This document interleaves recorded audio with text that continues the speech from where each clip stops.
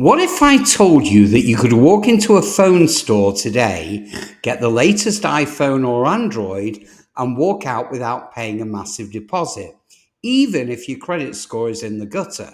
Sounds impossible, right? But here's the truth. Phone carriers aren't just looking at your credit score. They have other approval systems running in the background that most people don't even know exist. And if you know how to work those systems, well, you can walk out with the exact phone that you want on a monthly plan with zero or minimal upfront cost. Now, this isn't about trickery or bending the rules. It's about understanding how carriers approve customers better than the sales reps do and using that knowledge to your advantage. So don't click away, because in the next few minutes, I'm going to reveal exactly how to do it step by step, and I'm going to share the secret backdoor approval methods that carriers never advertise. So, most people think that phone companies simply run your credit. They see a low score and they hit you with a $300, a $500, or even a $1,000 deposit. But here's what's really going on. Carriers use something called a risk assessment score, and it's not always your FICO score. For example, T-Mobile, AT&T, and Verizon often use a third-party system like the National Consumer Telecom Utilities Exchange. That's a bit of a mouthful, I know. But in short, it's the NCTUE, which, of course, has its own file on you. Now, it tracks your payment history with utilities, previous phone accounts, and even some cable or internet providers. So if you've been good about paying your electric bill or your internet on time, well, that positive history can actually offset a bad credit score when you're trying to get a phone plan.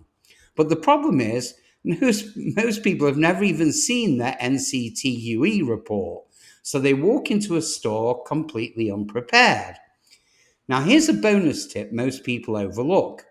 If you've been disconnected for non payment with a phone carrier in the past, well, that history is almost guaranteed to pop up in NCTUE.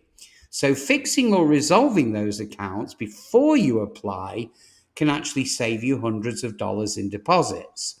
So, the good news is that before you apply for that new phone plan, you can actually check your telecom credit report from NCTUE for free.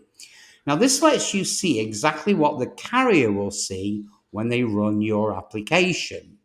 So if you find errors, dispute them like you would with the credit bureau. Another insider move is to apply through your existing service provider if they offer mobile plans. Now, if you already have internet, TV, or a home phone with a company that you've been paying on time, while adding mobile service through them can bypass a lot of the deposit requirements. And if you have no relationship history, well, my advice is start small.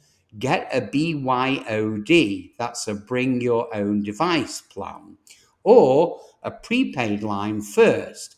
Then upgrade it after 60 to 90 days of on time payments. Now, this builds trust with the carriers and it lowers your deposit to zero when you switch to a flagship phone plan. So, my credit warriors, just before we dive deeper, it's imperative you hit that like button and subscribe so that you get notified the minute we produce another game-changing video that helps your credit situation.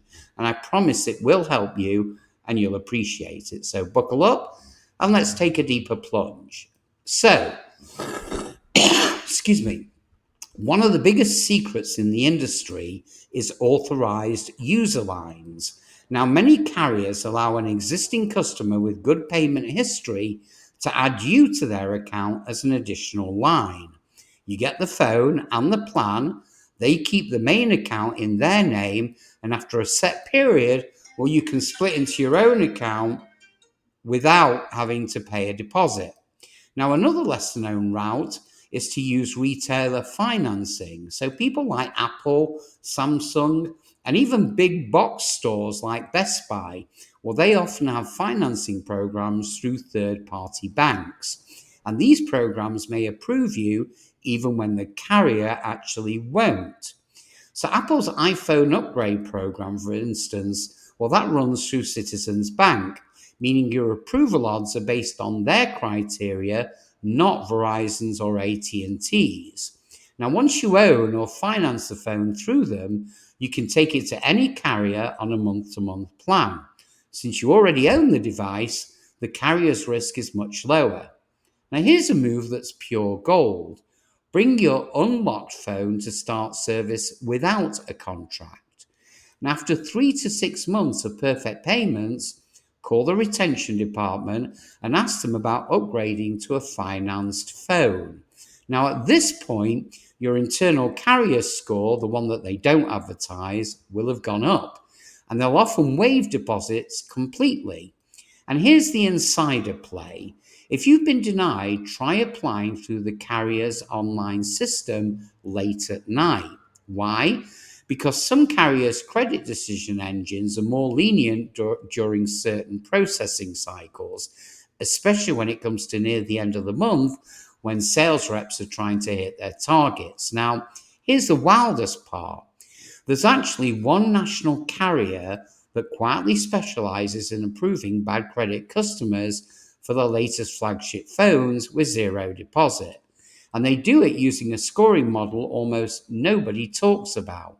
So in a future video, I'm going to name them and I'm going to walk you through their approval process and tell you which phone models get approved the fastest. So do me a favor, guys, subscribe right now, turn on notifications, and drop your worst phone deposit story in the comments below. I guarantee that you're not alone. And in the meantime, have a wonderful day, guys, and I'll see you on the next one.